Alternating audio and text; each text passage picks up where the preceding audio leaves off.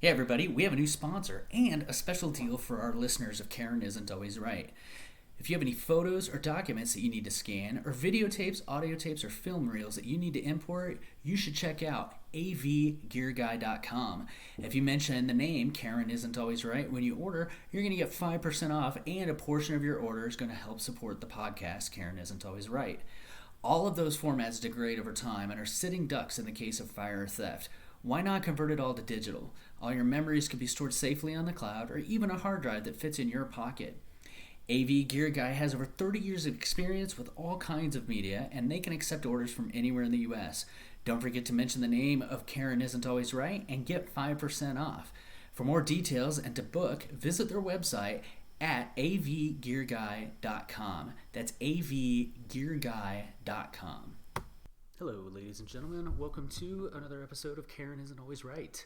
Christopher here, and as I've mentioned on my last podcast episode, we're changing things up just a little bit with the craziness that's going on with COVID-19, and this is just an opportunity to have some people on who work in theaters or used to work in theaters and kind of want to share their story about how they got started and what's kept them in the business over the years, or what kept them in as long as they were in, and really all of this in an effort to just share some stories and give people a chance to talk about why they have such a passion for this industry, and in hopes that everybody else can hear why we do this, and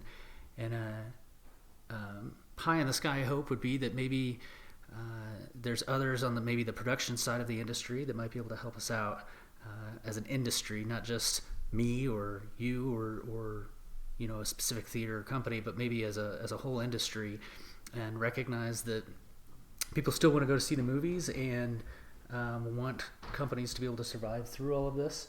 And so, my hope is that maybe they'll be able to get involved with their resources and connections and things of that nature.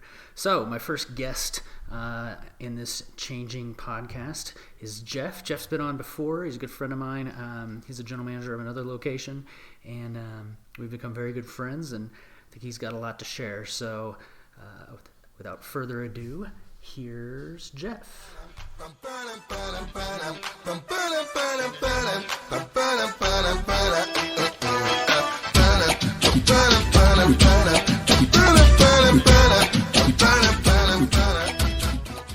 How you doing? I'm good. How are you been? Doing all right. Who'd have thought that a month and a half after we did our last podcast that this is where we would be in life? Yet here we are. Here we are. Man, some shit got real, huh? It's a little crazy out there, There's no Thunderdomes yet. That's coming though, I think. 2-man inner, One man league. Or in today's day and age, any gender is fine. Any gender is fine. I'll whoop a girl's ass too if it means I get to live. All right, I kid. What if you got a chance, Yeah, it's a fair point.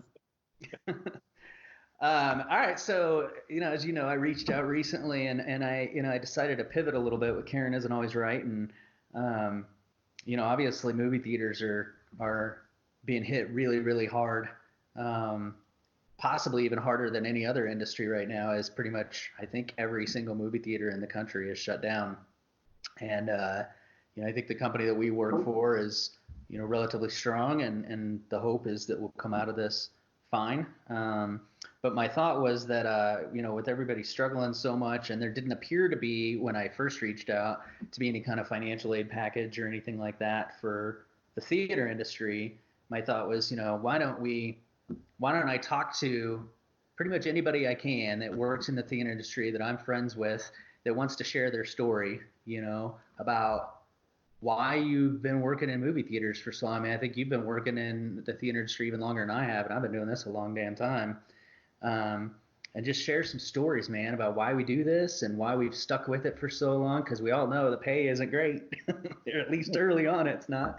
And then really, I feel like if we can, if I can share the podcast out, and anybody I know can share these episodes out there, and especially like on Twitter, where we can tag in some people maybe on the production side that have the resources and and the connections and things like that to maybe help our industry. Because I don't know about you, but I feel pretty strongly that I think people have really realized after being stuck inside for weeks at a time with their kids or by themselves or anything like that, that they really do miss movie theaters. You know, there's been all this chatter for how long? Oh, movie theaters are dying. Movie theaters are dying. Well, guess what? I don't think they're going to fucking die. Because I think as soon as we get to walk outside that door again, guess whose door they're walking into? We're going to get slammed. Hell yeah, I certainly hope so. I have never wished to get screamed at by a customer so bad in my damn life. You know? So anyway, that's my thought. So hopefully when we're done and I finish the production on this and share it out there, you share it with all your friends, have your friends share it. You know, let's get this circulating, tag in as many of the Ron Howard, Steven Spielbergs, Robert Downey Jr.'s of the world. You know what I mean? And get some attention on this and see if we can get some help. So Yeah, we'll definitely get slammed if Quentin Tarantino shares this. So, yeah, yeah. QT, if you're out there, we need you to share it. For real. And for what it's worth, I looked for him on Twitter and I can't find him. I don't know if anybody knows his handle, but I'm not the greatest with Twitter, but I looked for a while. So if you can find him, please help. So let's get started, man. Okay. All right. So how'd you get into theaters, man? And when? Well, you actually been doing this longer than me. I've only been around since 91. You Okay. were around since 87, 88, something like that? 89. Yeah, 89. 89. Yeah. I was but just a pup. Well, I was in the Army at the time, and I was in the National Guard. So I did the real training, came back home, then just did 1 week in a month, 2 weeks out of the year. Sure. And at that time, I was looking for a job. I worked at the amusement park. There's a local amusement park here called Kings Island, and I worked there every summer. And I did that for 4 years straight, right out of high school. And every winter, they would shut down because it's an amusement park. So every winter, I had to find a new job. And one winter, I worked at Blockbuster Video, and I kind of got a love for movies there. I already had a love for movies just by growing up, but they kind of reinforced it. And then that next winter, I went looking for a job, and I worked at applied at the movie theater, and I got hired right away. And it was like August of that year of 91, and got shoved in a concession stand like everybody does. And Yeah. and What movie opened? Do you remember? oh God, no, it was fall, so it was like crap open. Yeah. Home Alone was like the next year, I think, or no, Home Alone 2 was the next year, because Home Alone just came out the year before, and so Terminator was the next year. Yeah, I remember that. Terminator 2. Yeah, I remember that. But so, and at the theater I was at, it was with Showcase Cinemas National Amusements. So we had these polyester pants that were dark navy blue that stretched, and they had a light, a really light blue pinstripe that went all the way down the leg, That's hot. And and I saw a picture of you yesterday when you were young. Look, you must have looked fine. I even had the smolder. That's right. I worked for AMC and we had the black polyester as well. And I remember one time I was trying to be a good employee and make sure I went to work looking sharp, and so I was going to iron it because it was a little wrinkled.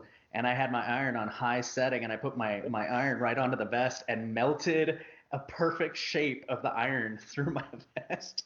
And I had to take that to my manager. I'm like, bro, I need a new vest. He's like, the fuck is wrong with you, man? I was like, I don't know.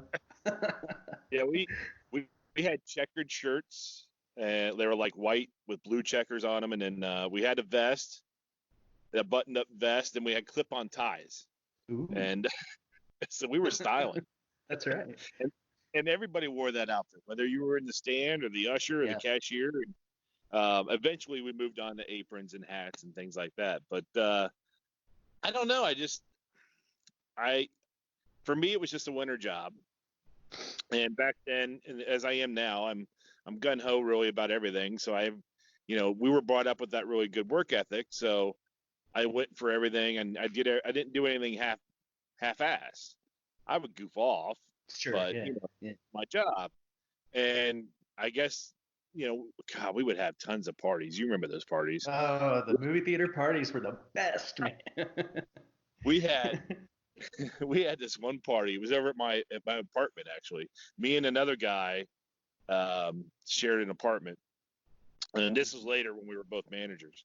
But we shared an apartment, and back then, nobody cared if you drank with the employees. Nobody cared if you smoked with the employees. Nobody. I don't do any of that now for my Right. current employer. But but no, nobody cared back then. That's probably where these lawsuits came from. Oh, for But sure. we were having a big party. There was managers just handing out alcohol to the staff left and right at this party. I wasn't handing out the alcohol, although it was my place. And some of them were minors, and just lots of debauchery going on. And we had a beer So can much wall. fuckery. Yeah.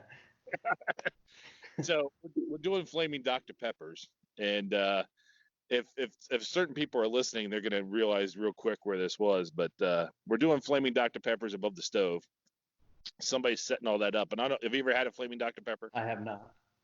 All right, so it's you have a shot of alcohol in a shot glass, and then you have some alcohol and some soda in a regular glass, and you light the shot glass on fire, and you drop it into the other container with the other liquid, and then you just chug it. Like a Those car two mix, bomb. huh? It's like a variation on a car bomb. Kind of, yeah. But Yeah. both of them together taste like a Dr. Pepper. Okay. And so people who were drunk. Somebody dropped the shot glass that was lit on fire. Alcohol was lit all over the stove. Fire going everywhere. The alcohol's going. It was a mad crazy. Cops got called. It was it was a good party. That sounds, man, that sounds like fun. It just reminds me of, I've gotten so old now, I've forgotten about all these parties that we used to have when we were young and just the sheer craziness of all of it. I mean, some of my best friends come from movie theaters. And I still keep in touch with some people from high school, but I think I've made some of my best friends at the theater, and the girls, man, man, good times back then. Yeah. Well, that was one of the reasons I stayed was because, I just, the people, the people, the employees, the customers weren't, you didn't really have Karens or Darrens back then. You did, but it wasn't like as prominent as it is now. But the employees were really cool. The managers were really cool. Um, every once in a while they'd see you goofing off or something. They'd be like, get to work and keep walking. They didn't really harass you all that much, Yeah. as long as you did your job. As a matter of fact, I was only an employee for 3 months, and they came to me and they said, hey, do you want to be a supervisor? So now it's like it's coming up on Christmas time, and I'm like, well, what's the supervisor do? I mean, what's it get paid? Because I Yeah. was getting paid $3.85 to $3.35 an hour. Yeah, that's what I started at too. And they're like, well, you get a quarter more, and I'm like, all right, what do I got to do? So I became a supervisor. The other girl that was a supervisor, who I'm still friends with today, her name is Christy, and she was at this particular theater, she was the one that trained everybody. She trained me 3 months prior, Mm-hmm. and her and I butt heads a lot. And she was also the hot girl, Okay. and Is she we gonna listen to butted this? Yeah, she'll listen to this. Nice. I'll get her to share it too. Sweet. She actually knows Tarantino, so maybe she could reach out to him. That would be But cool. yeah, but so her and I would butt heads because she would run her side of this. It was a round stand, so she Mhm. would run her side of the stand on a busy night. I would be in charge of the other side of the stand. She kept coming over to my area, and I'd be like, "Get the hell back to your area." Get to your side. Don't cross this line. But eventually, there was lots of times like that. But like I said, we're still friends today, and we talk all the time, really. But it was a lot of fun, and Sometimes that's that the was best relationship, is when you don't necessarily see eye to eye, but you can still be friends. It's Yeah, like you do your shit, I'll do my shit. Don't worry about me. I got this. right. By the way, a round stand is, in my opinion, the worst fucking design for a Oh, it concession is. stand ever. Who the hell thought of that? Needs to be, quartered and drawn and quartered, whatever the term is. But it's terrible. There was a theater I worked for a long time ago. I used to work for Dickinson. I don't know if you ever heard of them. They're not around anymore, but their flagship theater back in the day was a round stand, and it was just terrible because nobody knows where to go. Yeah. They just walk up to wherever. It's like, bro, come around. I'm not coming to you. Well, I have an oval stand now, and even if Ew. you're only open on one side, it's still hard to tell people, hey, I'm open over here. Yeah, yeah, and then they get Uh, irritated and stuff. Yeah, but we ended up working out our differences, and we played nice, and the parties continued, and um, that was so 3 months I was a supervisor, and then 6 months after that, I was getting ready to go back to the amusement park for a fifth year, because that was the best job I ever had next to my movie career now. Um, I keep joking that I'm going to go back to the amusement park when I retire and just run games or something. Be the old guy in games. Give me your money. Here's the ball. Throw it. But hey, hang on one sec. Man, I'm an asshole. I told Dustin that uh, we were gonna do it at 1:30 his time, and uh-oh. for some reason I had it. Hang on. He's gonna be so mad at me. These time zones, man. I got you all are all over the place. He's gonna be so. He was like, I'm hurrying, and it's like, no, you got time, man. Then I just realized. Anyway, sorry, I'm a dick. That's okay. We back? Yeah, we're back. Okay. I lost your picture. I'm still here, man. Oh, there you are. So 6 months after I became supervisor, so this is 9 months now, I guess, after I got hired. I was kind of working the park, and they're like, well, we went on I made stupid movies back then, like with a VHS recorder. Right? Yeah, I sounds was like me and my best friend. my my college degree was in TV broadcasting. So I anything with a video camera, I would make stupid stuff. And we took a weekend, a bunch of us employees, and we went to Rome, Ohio, which is like 3 hours away from where I lived, I've and it heard of was Rome. population like 150 on the Ohio River. And we had a little horror movie that I wrote, and we filmed it. We didn't get it all filmed because over 3 days we were goofing off and just kept messing with takes, and so only like 75-80% of it got filmed, so I never finished it. I still have all the You still footage. have it? That's awesome. Oh yeah, it's hilarious to watch. I think I digitized it a few years ago. I'll have to send you a link or something. You should put it But on YouTube, man. I think I did. Did I put that one on? There's a couple of them put on YouTube, but it was very low budget. It was low, but it was all employees at the theater, and we all went out there and had a good time. We got drunk, skinny dipping, debauchery, all that stuff happened. Um, Nice. when I came back from that trip, it was a Sunday night. I got back to the house at, I don't know, around 7 o'clock. Now, there was no cell phones back then. This is Right. 1992, the beginning of 1992. At least not And one that you can afford. Yeah. right. So there's answering machines for those kids that don't know what answering machines is. Google it. Did you have a Uh, pager? no, I didn't even have a pager then. That came a little bit later, but so I got home and there's this message on, and I lived with, at that time, I was still with my parents. Mm, So I came home and there was a message on the machine, and it was from the house manager, which is basically the second command below the right. general manager. Right. And he said, hey, if you want to be a manager, give me a call. Now I had no aspirations to be a manager. I had no idea what I wanted to do with my life. I knew I was having fun at the theater, but that was just a winter job until the park opened the next year at the amusement park. Sure. So to me, I was going to keep going back and working at the amusement park. So I call him back, and he goes, "Hey, you work out really good, you do your job and everything else, and you lead really well, and we want you to be a manager." And I was like, "Well, what's that pay?" He's like, $275 a week gross. And I was like, "Okay." and it was salary. Okay. So, which back then was like 45 hours a week, 2 doubles, 2 days off, you know. Um, $6 an hour. yeah. It's not bad. That's not bad. 6.11. Yeah. And I was like, and I told him, I said, well, I don't have a suit. And he goes, well, we'll figure that out. And he goes, if you want it, you start tomorrow. And I'm like, oh, okay. Man, they move fast. Playing with live ammo over there. So I came in the next day, and he had this suit that was like a hand-me-down thing. That he was about my size at the time, and tall and skinny, and it was this pinstriped. It looked like something out of I don't know, some Were you kind looking of at Mafia?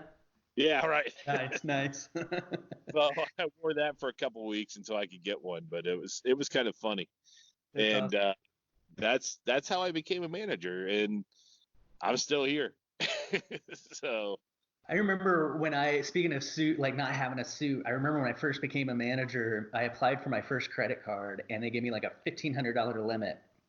I think I was 18 or 19 years old at the time. I went out, blew the entire limit on 3 suits. And this is wow. back in like, I don't know, 95, 96, somewhere around there. Yeah. I was like, I got to get some suits, man. So yeah, blew it all. I just thought, oh, I got all the money in the world to spend on a suit. So let's do this. Well, don't you still do that? Don't you have a closet full of different suits right now? I do. I make more money now. I was an idiot back then. I remember moving to Baton Rouge, and the theater hadn't opened yet, and so I was out with another manager, and we were looking at suits and stuff. I was at like Dillard's or something, and there was like a houndstooth suit that I thought was super pimp. You could see someone like our executive VP of our company wearing, if you know who I'm talking about, Yep. and it was like $550. And at the time, I was making as a manager, as a department head, I was making like $8.25 an hour. So shit, And I spent $550 on that damn suit. I should have known better, I had rent to pay. I didn't care. It's like I want that suit. But yeah, today it's like, yeah, I like suits, but now I can do it. Well, could. So, You well, will, that's pretty. Huh? you What's will that? again. Yeah. I remember the way I became a manager very similar as well. I was for the company that I work for now. I had no aspirations to ever be a manager. In the previous companies I'd worked for, I'd been a supervisor, but they didn't like post openings for managers, or at least not that I was aware of. And so it just never came to my attention, and I didn't at the time have any ambition. But I remember with our current company, I was threading a projector. My GM just walks up to me one day and he's like, "Hey, do you want to be a manager?" And I was like, "Sure." And that was it. And then like a week later, I'm a manager. I was like, all right, that was easy, Yeah, It I just got seemed you like beat out the next day. yeah, I know that's crazy. Yeah, they had to run a background check, because that's how they do it. But which was pretty fast back then because I remember background checks for the longest time taking like a month up until probably just the last few years. But it was just super fast and I was like, okay, I'll just do this while I'm finishing up college until I can kind of pull my head out of my ass and figure out what the hell I want to do with my life because I had zero idea. And most of the people I know that have moved up, at least within our company and probably within other companies too, none of them had plans to run movie theaters or even like I know VPs in our company that, like a certain VP that used to be a school teacher they never had plans to be in the position they're in now. It just kind of worked out that way, you know. I was the So same way. that's crazy how it works out, right? Yeah. So when it comes to the pay, like we just sat here and talked about how we were making $3.35 an hour, $6 an hour. I mean, when I first became an assistant, I was making $6.25 an hour. I mean, the pay obviously isn't what kept us in it. Certainly not me. What did it for you? Do you think? Because it's not always an easy job. No, it's not. And the people, Yeah. the staff you hang out with, the friendships you make, like you're still friends with people from back then. I'm still friends with people from back then. There's many of those out there with us, and so that's number one. Number two, you got the free movies, and back then free movies That were was a big deal. that was a big deal. Yeah. uh, Still kind of is actually. yeah, and then you had at least with my company back then. you could still do the midnight showings, and that was a lot of fun. Hey, hold on. Did something change with your phone? Because your sound changed. No, I'm still here. No, I didn't Okay. touch it. Okay. Testing. Well, 2, 3. 1, 2, I 3. can hear you. You just sound tinny. So. Oh, I can get closer. Is that better? Yeah. Are you on speakerphone? Yeah. Okay. I don't know what's going on. It's not you, it's me. That's what she said. Huh. Okay. Well, continue. So, I forgot what I was talking about now. Oh, the midnight showings. We could Mm, do lots of midnight showings, and back then nobody cared, at least not with my company. And it was a lot of fun just going in there at midnight, watching premieres of shows, like kind of Wednesday at midnight that come out Friday. And of course, there were some people that had to break the rules on that too. Yeah. There's always somebody who's gonna ruin it, right? Yeah, but really, it was all about the people and the fun times. I had that at the music park. I just didn't have it, I guess, to that closeness. Right. And to this day, the movie staff, even though I'm the head boss in my building now, I still consider myself on some level friends with my staff. I mean, I don't cross the line like I would with a regular staff person as far as, here's a bunch of money or let's go out and drink or whatever. But on some level, we're all on the same team in the way I look at it. Does that make Right. sense? Yeah. Totally. Yeah. I mean, I feel the Um, same way, at the last location, because obviously the current location I'm at, I've worked at for all of 5 days before this all happened. But my previous location, I mean, that the team, especially that management team that I had there, I mean, I consider them friends, and I'll be honest, there were times when I would forget about that dynamic, that I'm their supervisor, and I have to remind myself, it's like, look, I'm your boss. Can you move your camera down? Um, there we go. I had to remember that like I'm their boss, and we do have a very very friendly relationship. I was not one. I'm not the GM that goes out and hangs out with their managers. I know some that do, and if that works for them, I suppose that works for them. But I did try to keep a certain level of professionalism. But while I'm at the theater, like look, I share personal things about myself, and they share personal things about them because look, we're spending half our lives with these people, and I'm trying to be their leader. And I think personally, I think it's okay to have that kind of relationship with them if you can balance that. And so I would have to remind myself of like, there is a line that I have to keep there. But I mean, I feel like I'd die for those people. And I'm telling you, like the stuff that's happened recently, there's probably, I think I cried every day for like 5 days straight over everything that's happened. So it's just terrible. yeah, last weekend was hard when we went to shut down. It was, and what we had to do last week when we had to lay people off. And I get it why they did it, but it was super hard for me. I I broke out crying in the meeting when I told the Oh mayor, yeah. and and then I even had some anger in the Yeah. meeting, but not towards them obviously, but just Yeah. towards the situation because it Yeah. sucked. Yeah. Um, but fortunately, every one of them told me they're going to come back, and That's good. many of the staff told me they're going to come back. But you know how that goes. They could get a job somewhere they might like Yeah. better. I don't know. They got to do what they got to do. Hopefully they remember what they let, like what you and I are talking about. We know exactly what we've loved about doing this as long as we have. The thing that scares me a little bit or makes me nervous is, I was talking to another GM friend of mine yesterday, and again, I only spent a week maybe tops at my new theater, and I've met a handful of employees and maybe 3/4 of the management team. There is no loyalty developed for Nope. me, and that sucks because like I'm gonna continue to try to reach out to them, but as far as they're concerned, they don't know me from anybody, and they don't know if they can trust me as a person, as a human being, as a leader. and there's no loyalty for them to say, I definitely want to go work for that guy again. My hope is they're loyal to the company and to the job and to what they love, but I have my forte over the years, as far as, at least from my perspective, has been that ability to really develop relationships with people, and be a good leader to them so that they want to work not just for the company but also for me. And so that makes me nervous a little bit. Well, you also took over a building that it didn't have a GM for a long time, right? Yeah, it's been without the GM had to take some time away, and so for about 7 months, I think. And the TM that was in place, she's still my TM.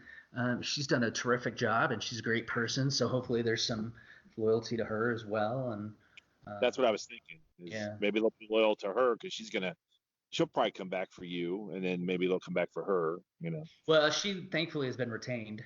Okay. So yeah, that's a very, very good thing, and she's been doing a great job because I can't go to my theater right now. Um, That's right. and so she's been able to help out a lot, which has been really great. So and that was the tough part about that. That's with all the layoffs too, is I couldn't be there in person. As terrible as a thing it is to have to do something like that, it was news that I would have preferred to give myself as the general manager. But because of symptoms and stuff like that, the last thing I want to do is get these people sick potentially. Um, and so thankfully, we're all a team as GMs and stuff. And I had one GM up north that took care of my previous theater because the new GM hadn't arrived yet. And then one GM down south that took care of the other theater for Right. me. And, and it's just the toughest thing I've ever done in my career and in my life. And, these people that we had to do this to, they don't have to care about our feelings. They're having to go through their own shit. And that's what tears me up. It just sucks, you know? So, but yeah, I agree with you that it is these people that makes it worthwhile for me to stick with this job. It's a good career and it's a challenging job, but I think at the end of the day, it's the environment and the people. It's the first job I've had. Let me think here for a minute. I'm old. Um, I've had like 10 jobs in my whole life.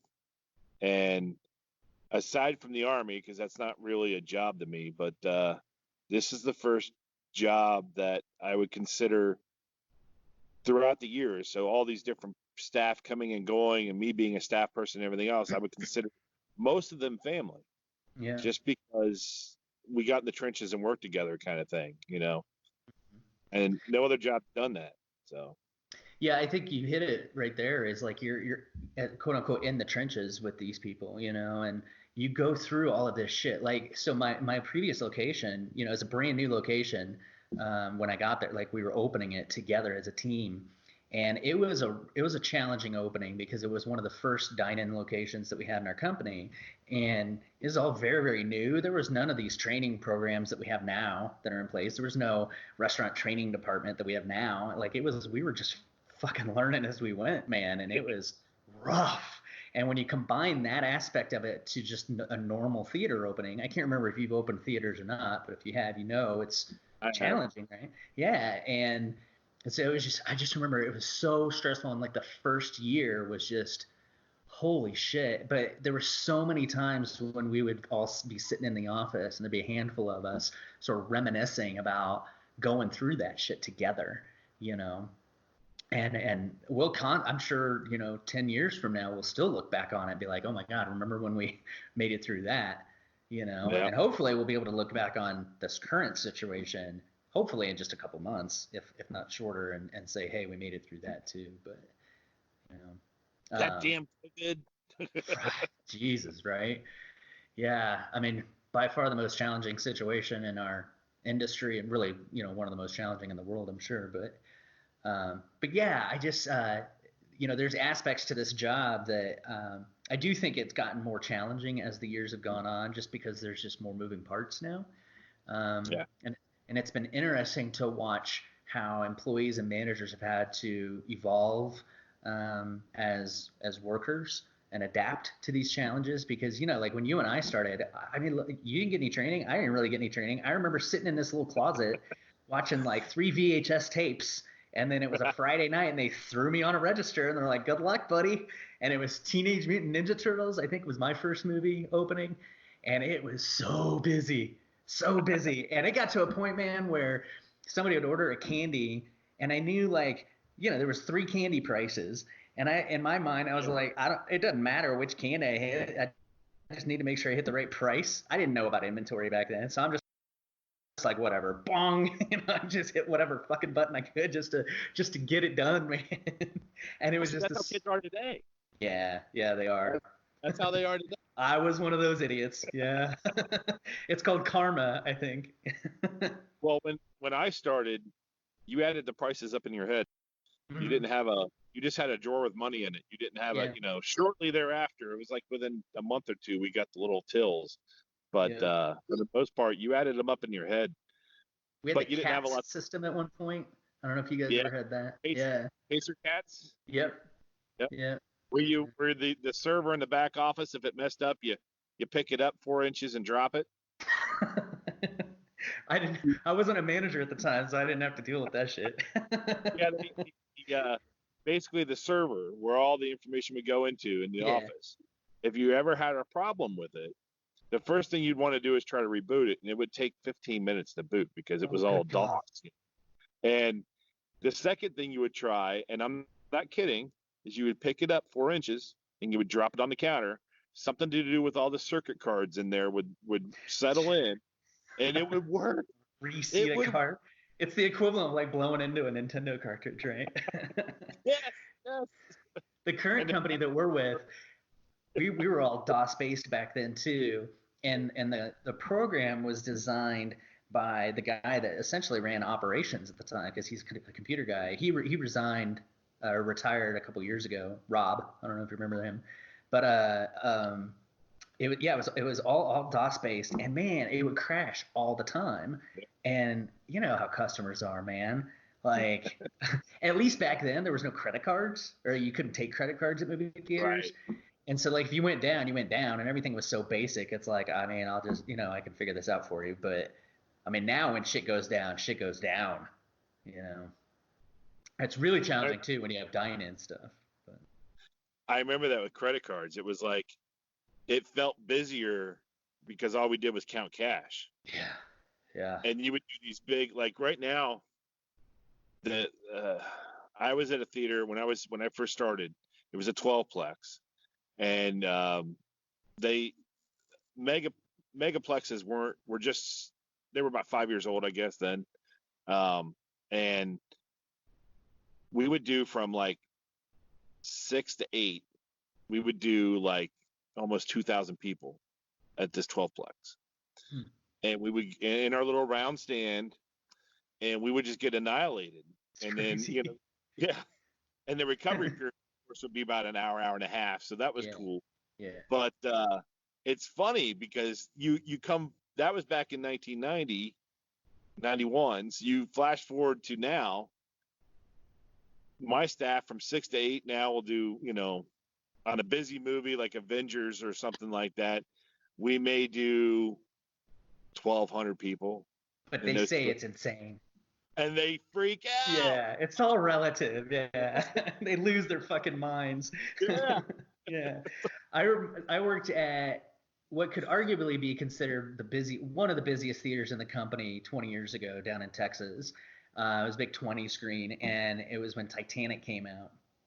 And we did, I think our busiest day ever, I think was right around 19,000 people that day. And I mean, that's just insanity. There's no theaters that see anywhere close to those numbers anymore. Even the busiest theater in the country, which is, I'm pretty sure, the Empire 25 out in New York, I'm pretty sure they don't even see those numbers anymore. And but now, like my last theater, it's a little 9-screen dine-in, so we only had 800 some seats. If we did over 500 during the 6 to 8 o'clock round, they'd lose their minds. Oh my God, it was crazy. And it is relative, because the lines do get backed up at that location, because there's just so much stuff going on with a bar, with a cafe, with the bistro, with all of that stuff. And so lines can get long, but I also have like fucking 11 people on register for a 500 person round. It's like, you're lucky to get 6 people for a 2,000 person round in most theaters, you know. So it's just insane. You want to hear about lines? All right, so across the street from the theater I run now is a mall. And I used to, before they built this building 20 years ago, I ran the theaters in that mall. Okay. And there was 8 different theaters. So you had, and they were all throughout the mall. So Cinema 1 was by itself. 6, 7, and 8 was down on the other side of the mall, and they were shoebox theaters down there, and they were just all by themselves. Those 4, 2, 3, and 4 were somewhere. They were scattered throughout the mall. That's crazy. I've never heard of that. Yeah, each one of them was like an independent operation, but I ran them all. Okay. Well, my office was at Cinema 1, and Cinema 1 was this. It was built back in the 60s when the mall was built. It was the biggest screen in town. It was 1,000-seat auditorium. Yeah. One auditorium, 1,000 seats. Yeah. The screen was, it was, I think it was 75 feet wide and like 50 feet tall. I mean, it was huge. Yeah. It was slope floor, obviously. Right. And it had the crystal chandeliers in the lobby. Yep. Sounds like a Dickinson. So you would have when the Star Wars re-releases came out, or when Titanic came out, or any of those big films, like especially Titanic, you had lines. We would line people up down through the mall because all we had a box office with 2 selling stations. 2. Yep. No credit cards then either. Yeah. We were still cash. And then you had because credit cards came in '99, so I guess we had them then. But at the concession stand, you had 1 popper.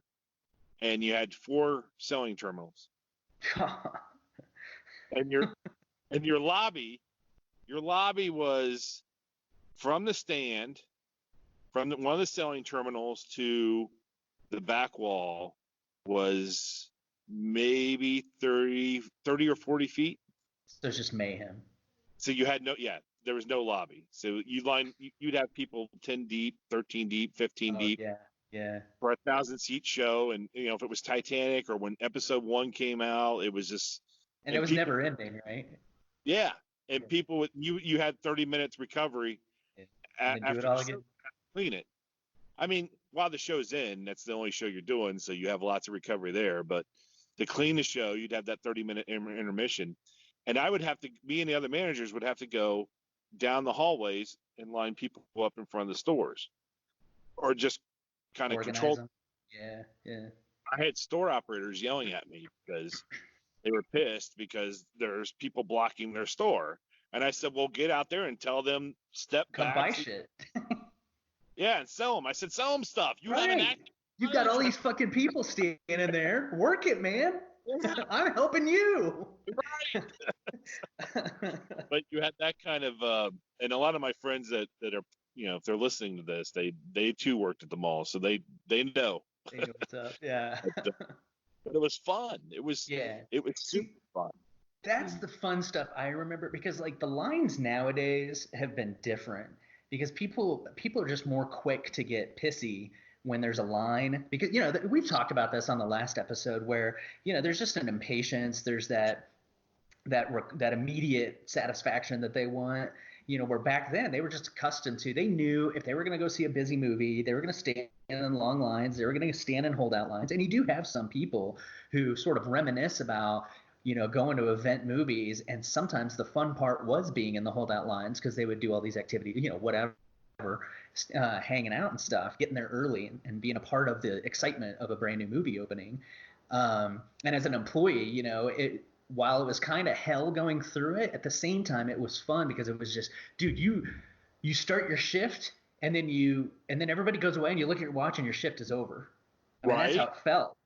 That's how it felt. It was just craziness, I remember stocking all the time. It's like, because especially as a supervisor, I wasn't on a drawer all the time, and my job was basically, I'm checking cups, I'm checking lids, I'm checking, whatever it is. You just keep going around and around and around and around like that. God forbid you run out, you got to run down the hall. That sucks. Exactly. Did you listen to the episode I did the other day about how I got my start and stuff, and how I ran into the owner of AMC because I was running, I was hauling ass trying to get cups, man. It was that fucking busy, man. Yeah, it was just it was a different kind of energy back then. I think it's still a great energy now. It's just different, you know. So But I tell you what, I miss jumping gears a little bit because you touched on it. Reserve seating took away lining people up, and when you get those premieres of like Avengers and whatnot, I miss that. I mean, I would spend a good part of the day Thursday afternoon just organizing where I was going to line people up and polls and signage and everything yeah, else. But then when people started coming hours in advance, I would line them up and I would go and talk to them. They would play board games, and yeah. when we get ready to clean the theater, and let's say they were waiting for Avengers Endgame, I'd be like, "Everybody's here for SpongeBob, right?" And It screw with them or something like that. And was more personal, more engaging. yeah, yeah, Yeah, yeah. I I missed do that. say you definitely had to be a lot more prepared as a Oh yeah, GM. Like so much more preparation went into like now you still prepare. Like you still have to have good show schedules. You still have to have get your food orders right, get your schedule right, your employee schedule right, all that stuff. But the back end preparation the day of is much less now. Now you're like this is what's happening. yeah. Like as I long as used to everybody get shows up, we're good. I Huh. used to get stressed. I used to get stressed trying to think about, okay, where am I going to line up this house? Oh Where am I yeah. going to line up the house? I mean, it would literally weigh on me. It was like, Especially if you're in a tight building. yeah, Yeah. Because like some of those small buildings that I've been in, you gotta get oh real yeah, creative, And sometimes, if it's spring or early summer, it's not too hot. You can put some people outside if it's a really big movie.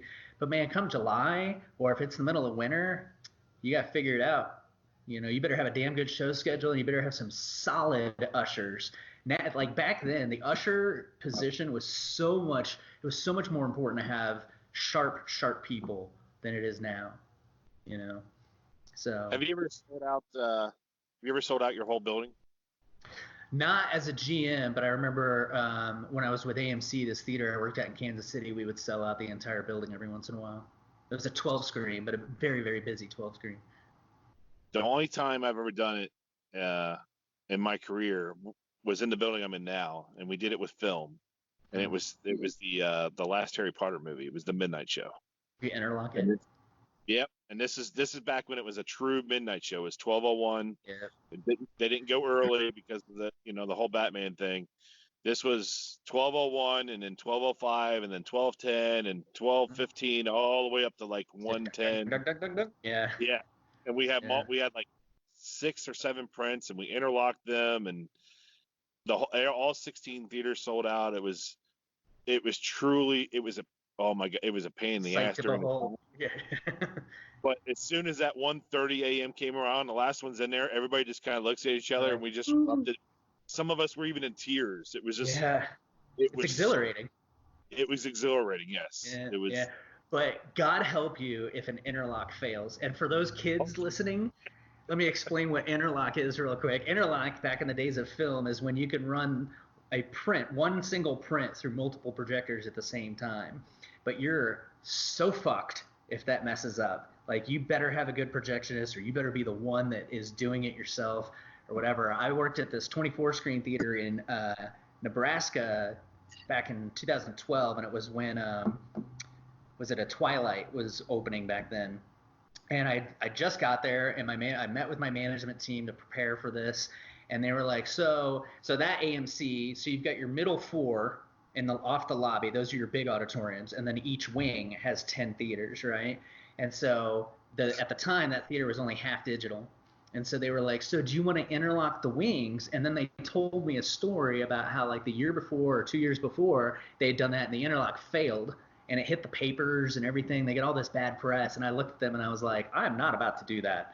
Like, I would much rather have Come on, Chris. less less customers, but everything goes smooth and we don't get bad press again than the other way around. Because they were telling me it was a total clusterfuck for this situation. And so it made me so nervous. I was like, no, because these projectors, man, were old. They had not been taken care of very well. And I was like, I'm not even about to mess with that.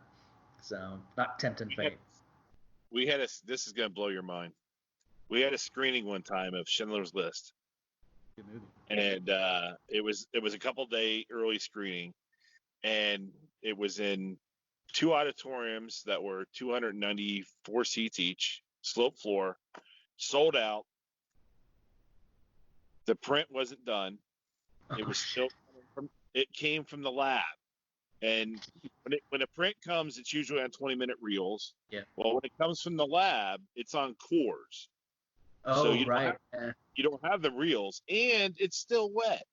Yeah. So, so it came an hour late. These people were already seated in the auditorium. It's 10 reels. Oh my God. Each one movie. And I'm the one that's supposed to build it. I was the booth guy at the time. And so I had everything set up. Yeah. And it came in a box on the cores, wrapped in plastic and all that, So I built the first 3 reels, got it on the bigger reel on the 3000, got that going on the platter. As soon as I got that off the platter, I started threading it, and I started the first 3 reels with an interlock to the other projector. All right, so I got the first hour of the film covered. It's playing.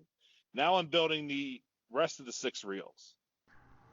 And as I built them, when I get them on when I get them on the 3000, I would stop the platter while the film's still playing, let it spool a little bit, splice it, yep. So now I got film rolling on the platter while it's playing the film. My God, man. I was so stressed, but you know what? The customers had no idea, and it played beautifully. That's a trip, man. Like, I've had so many situations like that, projection issues, where you're just winging it and you're doing shit on the fly, and the whole idea is the guest is never gonna know, But I've had some bad. Yeah, man. You can have some seriously bad situations. And I've had them. I mean, I think anybody who's ever worked with film, anybody who's ever been a projectionist or just worked at a movie theater with film as a manager, you've got at least 5 stories probably where shit got real. Like, I've dropped a print on myself. I dropped Apollo 13 on myself, and I went brrr, like all the way down my body. I mean, I can't tell you how many times I've had film running all the way down, back and forth in my booth so I can get it straightened out, so then I can wind it back onto a reel so that I can get it back onto a platter. I mean, I've seen reels put on backwards, upside down, just. Oh, I love upside down. Like, because the sound backwards. Right. But, you've screened a movie, right? When you're watching it, it changes reels, and then you're like, this movie doesn't make any sense right now. Because they put, like, reel 5 on instead of reel 4 or whatever. Major League 2. I built that at 1 in the morning, and then I wanted to watch it. Yep. I watched it, and I built 2 and 3 reels backwards. So it went 1, 2, or 1, 3, then 2, then 4, 5. Well, it was like, they're shitty, they're good, they're shitty, now they're good. It's like watching a Quentin Tarantino movie. It was. Yeah, I mean, what was I gonna say? Oh, I had an event once. I was running a theater out in California. We had an event that was kind of sprung on us, and so I threw the movie together, and then I put it out of order, and they watched the entire thing, and never said anything to me. I didn't know I put it out of order. They never said anything to me, and then we opened the movie that week, and Friday comes, the first showing of the day. A customer comes out, and they're like, something's off with that movie. Like, that was a really weird fucking movie. And I was like, all right. And we look into it. And sure enough, I'd flipped 2 reels. That event never said anything to me. Like, they just watched the movie and assumed, oh yeah, that was a good movie.